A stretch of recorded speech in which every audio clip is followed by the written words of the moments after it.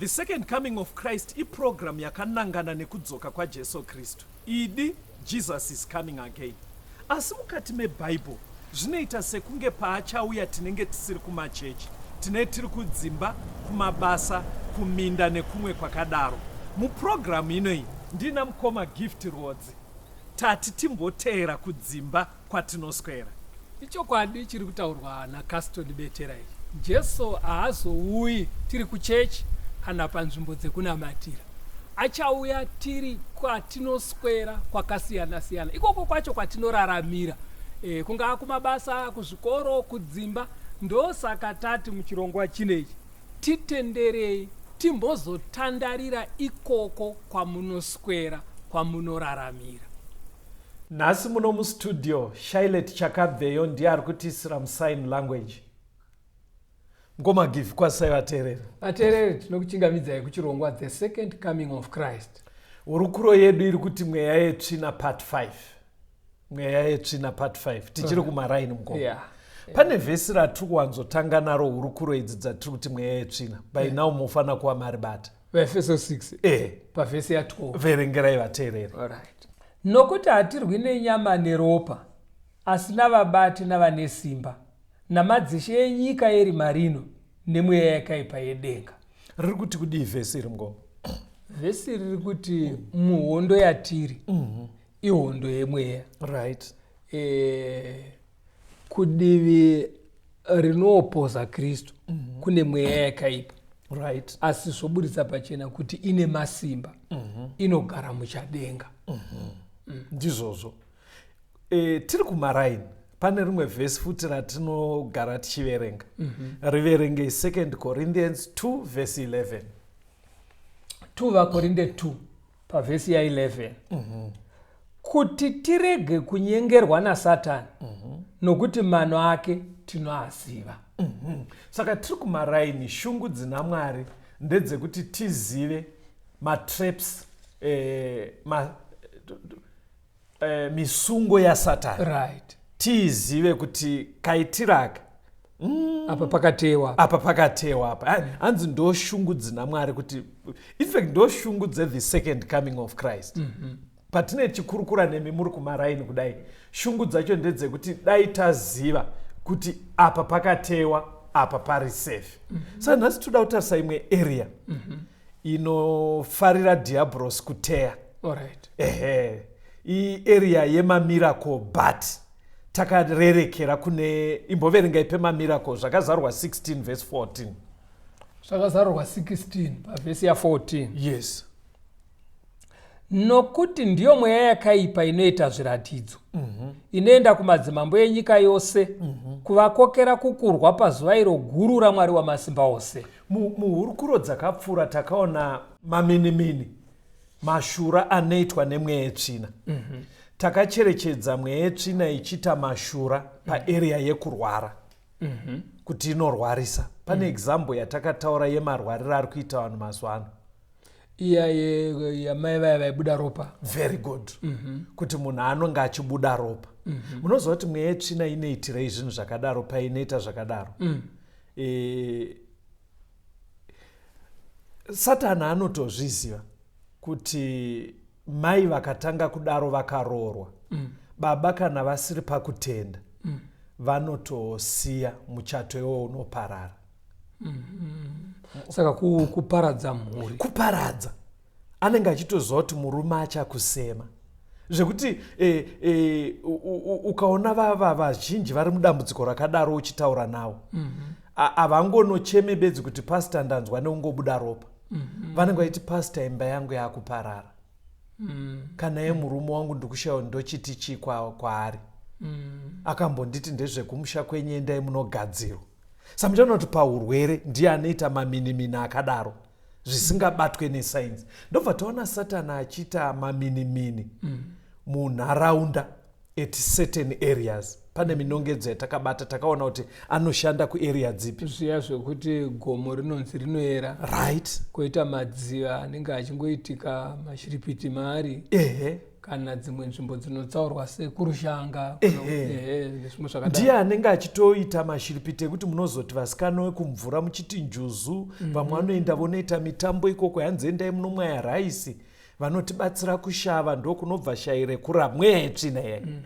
Ndiye anoita kuti kumakuva kuitike zvakunoita maareas aya, kana kutoti anokuitirai masaramusi ekuti a certain piece yeroad ipapo panoitika maaccidents pabridge apa pane zvinoonekwa pabridge. Saka pfungwa yake ndeyekuti mufunge kuti mweya yetsvina kune kwairi, mobva marelaxa moti kune kwatiri safe.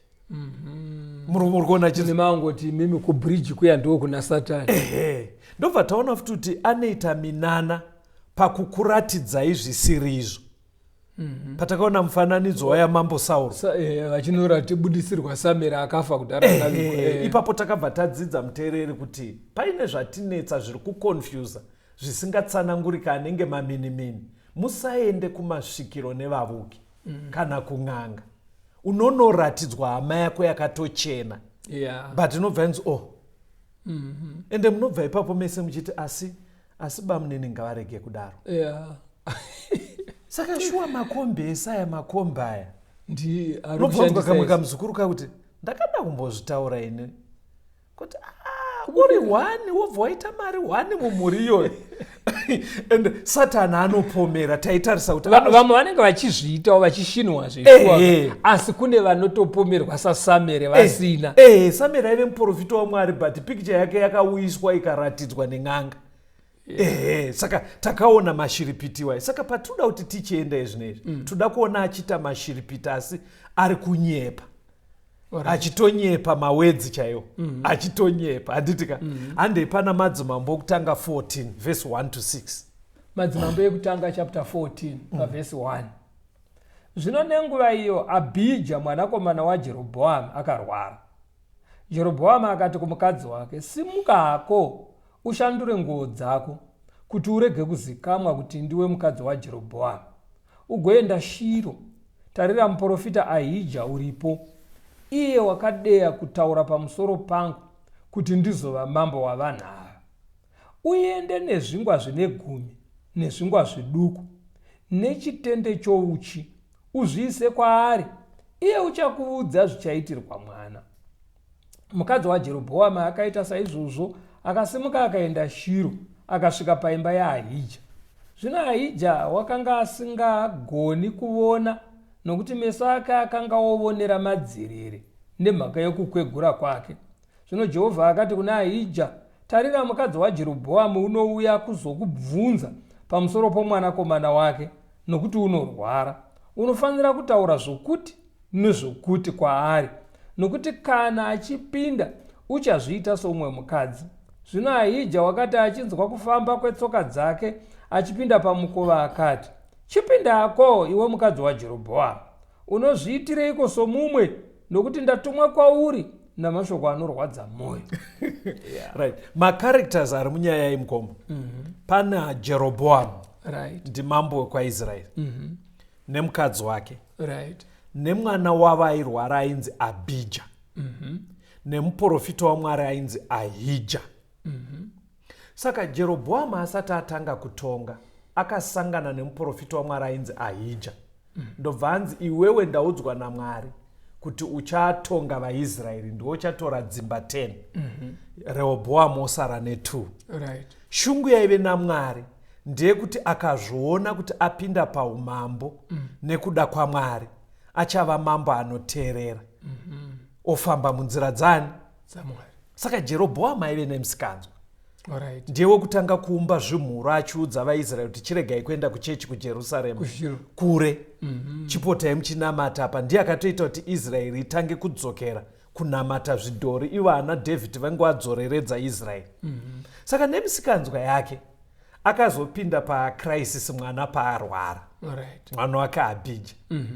Saka ndopaakachirememba kuti kune munhu waMwari. Asi ipapo imbotaurai nanabamunini. Kuna vamwe vafana munoziva kuti chii, vekutoti anenge achiuya kuprayer band muchiita zvese pastor ndinamatirei. Ende zvinhu zvake zvakatosimuka paane 5 years but haatsike kuchechi. Kana zvinhu zvaaraita haadi kunzwa nezvamwari yeye.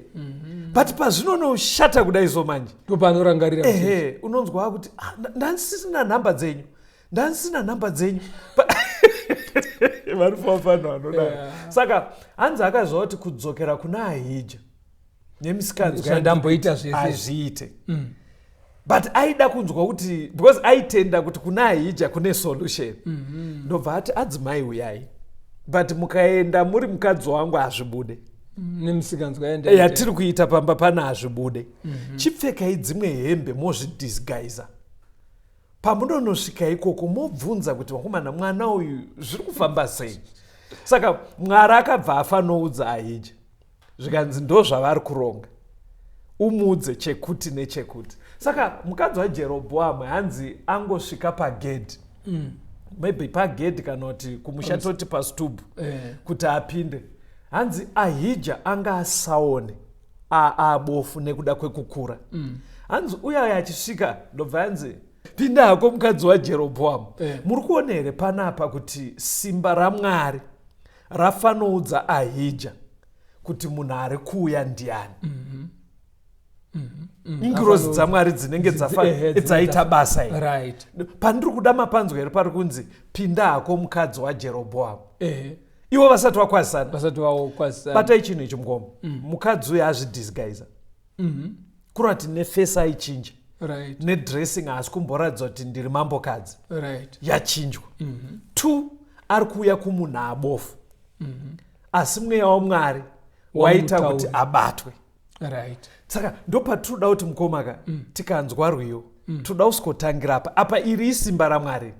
Toda kusikoona kumaraini semumaitira achiitwa nemweya yetsvina ekuti munhu anoziviswa kuti uyu ndinhingi. Yes. Ende nyaya yari kufambira ndeyakati kumba kwake kwakamira zvakadai.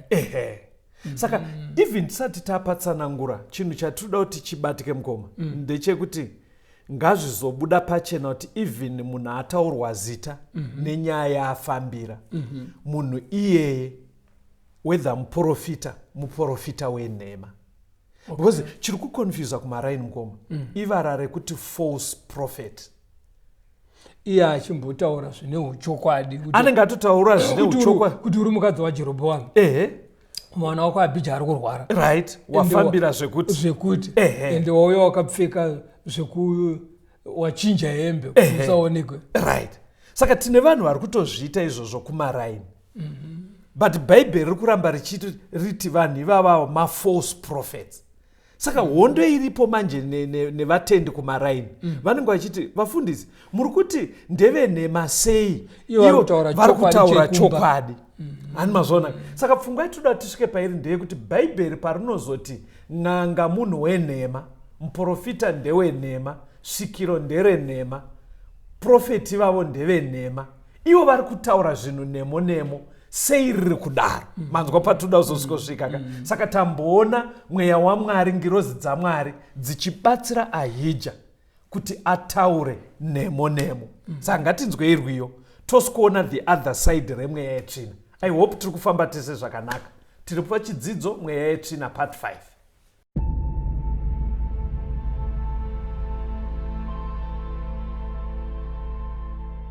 Mweya wangu ndoshua tenzi muye mumoyo mangu ishe mugare mandiri ndiko wawenyu zvachose. Mweya wangu ndoshua tenzi muye mumoyo mangu ishe mugare mandiri ndiko wawenyu zvachose. Handimboda kukutadzirai asi nyama ndiyo yakaneta ishe. Pindai mandiri ndiko wawenyu zvachose.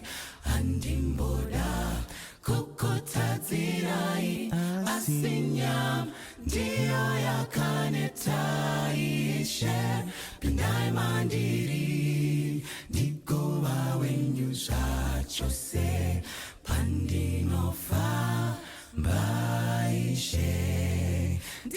oshuvira kuva chiedza.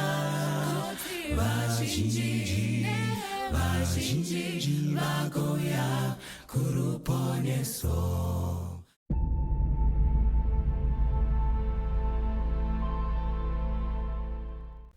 Hurukuro yedu iri kuti mweya yetsvina part 5 tiri kumaraini.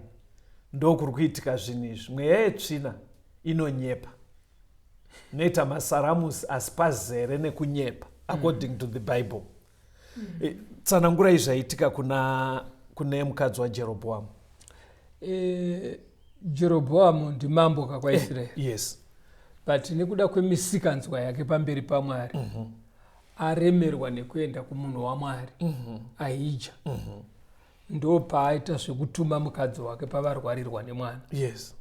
Saka akati kumukadzi wake, chirega kunosvika sakwini samambokadzi. Chienda wakazvivharidzira, pfekawo semukadzi nje. Uyu ndobva adaro. But kuna Ahija kwakatumirwa shoko naMwari. Okay. Kuti mudzimai ari kutouya izvozvizvo akusvika mukadzi waJerobhoamu. Right. Nyaya yavo yakamira yakadai. Yeah. Uyu Ahijawo muprofita uyu akanga asisaone nekukura. But akangoti achinzwa mutsindo wokufamba kwemunhu. Ndobva ati svika hako mukadzi waJerobhoamu. Right. Saka izvozvo pazviri kuitika kumaraini taenda kunobvunzira. Tiri kunokonkluda kuti munhu waMwari. But muhurukuro inoi zvichabuda pachena kuti kushanda kwemweya yetsvina. Because tiri pamweya yetsvina tiri kumaraini. Handei kuna 1 Samuel 28 verse 7 na 8. Okay. Samuel wokutanga 28 pavhesi ya7. Ipapo Sauro akati kuvaranda vake, nditsvakirei mukadzi unosvikirwa ndiende kwaari, ndinomubvunza iye. Varanda vake vakati kwaari, tarirai kuno mukadzi unosvikirwa paEndori. Sauro akazvishandura akafuka dzimwe nguo, akaenda iye navamwe varume vaviri, vakasvika kumukadzi usiku, akati ndivukirewo nomweya unokusvikira, undikwidzire wandichakuudza. Mukadzi waJerobhoamu akaenda kumunhu waMwari, Sauro ari kuenda kun'anga. But asati aenda, aita exactly zvakaitwa nemukadzi waJerobhoamu. Zvekuzvishandura, wopfeka dzimwe nguo. Kuti asaenda akapfeka samambo. But kumukadzi kwaari kuenda, mukadzi uyu haasi bofu this time. But zviri kuita kuti nyaya idzi dzifanane, akaenda kousiku. Alright. 1 azvishandura, 2 ari kuenda kuine rima. Zvekuti haoneke. KwaJerobhoamu azvishandura, but kwaari kuenda munhu ibofu. Right. Saka asvika ikokoko, verengai vhesi 11 na 12 ya 1 Samuel 28. Samuel wokutanga 28 pavhesi ya11. Zvino mukadzi akati, ndokukwidzira aniko? Akati ndikwidzire Samuel. Mukadzi wakati achiona Samuel akadanidzira nenzwi guru. Mukadzi akataura naSauro akati, mandinyengerereiko nokuti ndimi Sauro? Mapabata kavo. Vasvika kuya mheno matara acho anenge akuitwa. Zvikanzi toita sei panapa? Kutanga zvacho zvaanoita mukadzi uyan'anga. Hanzi akabva ati, ko ndimi Sauro kaimi? 1 murima. 2 azvidisguisa. But vasati wamboita maintroduction yekuti chii abva anzi ndiwe Sauro. Chii chamuri kuona mungoma? Uyu mukadzi svikiro weka. Audzwa nemweya iri kusvika paari. Right. Kuti uyu ndimambo Sauro. Saka pazvinoitika manje, masaramusi akadai akaitika kumaraini. Musha wese unokunwa mungoma. Unoza kuti kumaraini kune nyaya iri kungoramba ichitwa replay yakabvira kare. Yekuita sei? Minozoitika kumaraini. Ndikunyanyotasa ndichitasa kwandinobva inini. Unotozwa kuti gore rino iri kuna ningi ndiane mbiri. Musha wese unenge uchienda ikoko. Unzwa vari kuitira kujecha uko mazuva ano. Aiwa vari kubatsira kuna vanhu vari kutobva kuseri kwemakomo chaiko vachiuya ikoko. Uri kuona zviri kuitika. Kuna vanhu vanenge vaitobva kumaungwe. Hamuchakuziva manje. Aiwa, ndikuziva kwachiduku. Kwachiduku kwaZambia. Hanzi kuna vanhu vari kutobva kumaungwe vachiuya kuno kumaraini kwedu kuwedza. Munhu iye chaanenge achiita mukoma ndizvo zvizvi. Kuti muchitosvika munotonzi masimuka nguva imi kubva kumaungwe iwe usati wataura zita rako. Saka pazviri kuitika izvozvo manje vanhu vari kukunwa mugoma vari kubva vati isimba raMwari. But zvapera izvozvo anongoti mbombombo kwegore wonzwa kunzi pane imwe ng'anga futi kwamuka. Saka chiri kuita kuti vanhu havaramba vachiita mbiri kumaraini. Tati tiri kumaraini muteereri, inyaya yekuti vari kutaura zvinhu zviri correct, kuti ndimi mambo Sauro zviri correct, but according to the Bible that's not the truth. Ameno, ndibatsirei mgomo. Ndogona kutadza neshona but ndogona kuzvitsaura nechirungu. Panogona kuvhiringa vateereri ndepekuti ichokwadi kuti uyu ndisamere, but iwe ukati asi handicho chokwadi. Handitowazvaonaka. Now tingade kudzokera pakutaura kwaJesu. Achitaura kuna Johani anoti iye achinamata, I think John chapter 17. Anoti, Baba, vanhu ava vaitei vatsvene muzvokwadi, shoko renyu ndo zvokwadi. Saka chinonzi chokwadi kana kuti zvokwadi, truth yawataura, ishoko rekuti kana richitaurwa rinotungamirira vanhu kunoita vatsvene. In other words, rinoswededza vanhu muukama naMwari. Ndo rinonzi zvokwadi. Thank you. Saka zviri kuitwa neng'anga nevaprofita venhema vari kutaura zviri correct. Masaramusi emweya yetsvina votaura zviri correct, asi havasi kutaura zvinonzi neBible the truth. Truth inotungamirira kuti uzouya kuna Mwari. Saka vari kutaura mafacts ari correct nemo kuti ndimi mambo Sauro. Waenda uchinobatsirwa wonzi takuonai mabva kugokwe. That is very correct, but it's not the truth. So, for example yatiri kudzidzai chinongonoratidza kuti haisi truth, verengai verse 16 pana 1 Samuel 28 verse 16. Samuel wekutanga 28 pa 16. Yes. Samuel akati, unondibvunzireiko ini Jehovha zvaakabva kwauri akava muvengi wako? Mukunzwa statement iyo yabuda kung'anga. Hanzi indava wauya kwandirini, waona kuti matiburana naMwari. Muri kuona statement yacho, statement yekutoti kuna Mwari hakudzokereke usaendeko, Mwari aamuvengi wako. That is not the truth.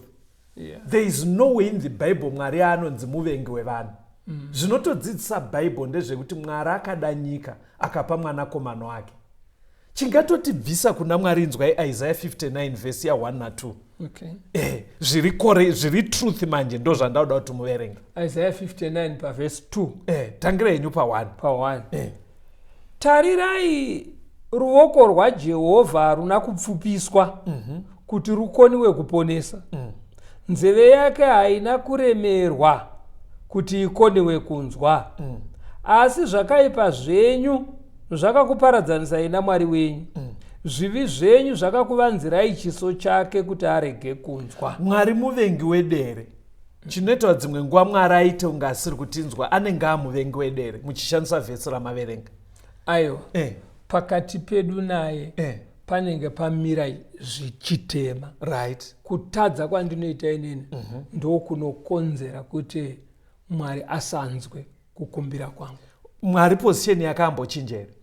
Paakamira ndipapo, saka Mwari haazi muvengi wevanhu. Saka shoko rataurwa neng'anga iri manjeka, ukasanyatsokuverenga ndimai unogona kufunga kuti itruth.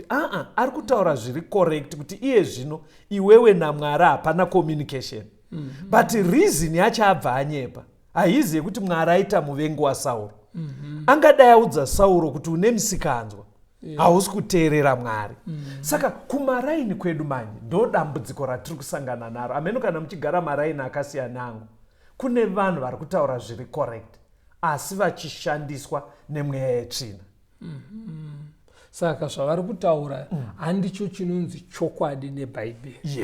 Mano vanorukirira sezvinoitwa pamariva atambotaura mune chimwe chidzidzo kuti panotewa riva panoiswa nzungu yakakangwa. Right. Nzungu iyi haizi yekufidha mbewa, ndeyekukwezva mbewa kuti iuye kuzofa. Right. Saka Satani inzungu chaiyo chaiyo, asi inoisirwa kuti mbeva iuye kuzofa. Right. Saka Satani anorukirira zvaari kutaura netuchokwadi twezviri kuraramika kuitira kuti zvikwezve munhu kuenda kurufu. For example, maenda muchinobvunzira mukoma pane zviri kunetsa. Muri tori vasikana, mese muri kuzviona kuti sisi vakadzoka kumurume, vamwe sisi futi vakadzoka. Iwewe uchiriko but zviri kutoratidza kuti hapasisina, because murume haachadzoke kumba. Kune kwaakutogara uko. Charingosara kuti asikotora hembe. Mobva manobvunzira. Handitika? Mobva waudzwa kunzi, ko hembe kadzababa wenyu hamusati magova. Vanenge vakafa kare ende musatiwo magova. Is that truth? That's correct. Right. Ndo vanhu ngavapabate ipapo kuti zviri kutaurwa zviri correct. But haizi truth. Chinonoratidza kuti haizi truth ka muteerere unzwe kuti solution ari kuti muri kuendeswa kuna Satani, kune zvisingadiwe naMwari. Anotokuudzai kuti endai munoudza vachine munin'ina 1 uyo wandiri kuona uyo ari kumberereka ninyi kobva kuti zveshuwa hatisina phone number yabamunini but vanonzi vakaenda kusouth. Onzi iye vatsvagei mugove hembe idzi. Muri kuona kuti solution yacho iri kutokuratidza kuti tarasika wese. Saka izvo ndo zviri kuitika kumaraini. Pazvinotaurwa information yako iri correct, potsanangurwa kunzi hamuna kwakagwara baba, zvitori correct, rinenge rakadhirika. Pototsanangurwa kunzi hamuna kugova hembe, zvitori correct. Pototsanangurwa kunzi iwewe pawakarerwa nanasekuru hauna kuendesa jeredzwa, hauna kuendesa mombe yekurerwa, zvitori correct kuti hausati wavatenda even wakuenda kubasa, haminotongwari varane, hauna uzombodzokera unanasekuru ukati thank you. Uri kuudzwa zviri correct. But according to the Bible, solution iri kupiwa inonokuratidza kuti no, ndiri kutoendeswa mumambura aSatani. Munhu mukoma akasangana nejambwa muupenyu, onzi panoda kuti ubvise chiredzwa. Zvinoenderana zvakadii neBhaibheri kuti mai vangu vafa, dad vangu vafa, vanasekuru vonditora nemwoyo muchena voti muzukuru ngauye timupinze chikoro. Ndotozobudirira zvekutoti pandinoita zororo repanana Christmas nepapi ndeitoenda kwanasekuru nemagrosari. Asi pozoita zvandinetsa ndichitombovatengera masutu, ndoenda ndine grosari, ndichidaro ndichitumira mari yeEcocash, paine zvazondinetsa kunzi panoda chiredzwa. Zvakamira sei mukoma? Kuti chiredzwa chii? Ayo ndiri kubvunza kuti pfungwa iyo iri kubva kuna Mwari here? Pfungwa iyi ina Satani mukati. Very good. Nekuti kwaari kukuchovhera ndekwekunopira. Very good. Midzimu hakuzi kunzi enda kuchechi unonamata Mwari. Ayo. Because chinoratidza kuti uri kusundirwa kumweya yetsvina wesika ndechekuti wagara sekuru uri kuatenda nesutu. Iye akazongoti kutenda kunoda mombe chii? Ndozvinonokuratidza nekuunganidza vanhu. Wagara Ecocash unovatumira, but unoramba uchinzi no, waifana kuzodai sekunge zvinonzi vakakurera vachiti uti bhadhare. Saka ndozvinobva zvakuratidza kuti chinhu ichi kaichi ndiri kupinzwa kutori wese kwekuti ndizopira. Saka ndoda kuedza kungoti maexample akawanda. Mune imwe example itooneka vateereri yekuti munoudzwa zviri correct, monzi itai so kugadzirisa musha wenyu. Dzakawanda. Ivo vanodziziva vateereri. Munodziziva. Maybe imimi itoshare inesu pafone number dzandakukupai. Share inesu zvimwe zvamakasangana nazvo, zvamakaudzwa zvinhu zviri correct asi muchichovherwa kusingadiwe naMwari. Munoshandisa phone number idzi, ndo same phone number dzekuti muwane malink ekuti mupinde muma WhatsApp groups dzinoti 0717 091 615 0717 091 615 kana kuti 0775 90 90 95 0775 90 9095. Ngatisanganei zvakare pachirongwa chino, the second coming of Christ.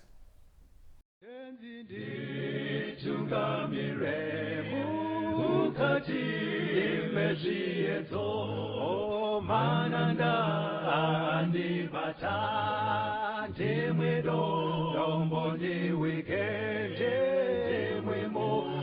tungamire tenzini tungamire semwana awonyara tamu ungayara tinyanga mananda anomunzwa kanama atinyarara imwite tenziwenyanda tenzini tungamire aponda yashikanyanza mananda aondichisa andichina zororo ndotsamira kune mwika kandinzwe imwimoti inokutungamira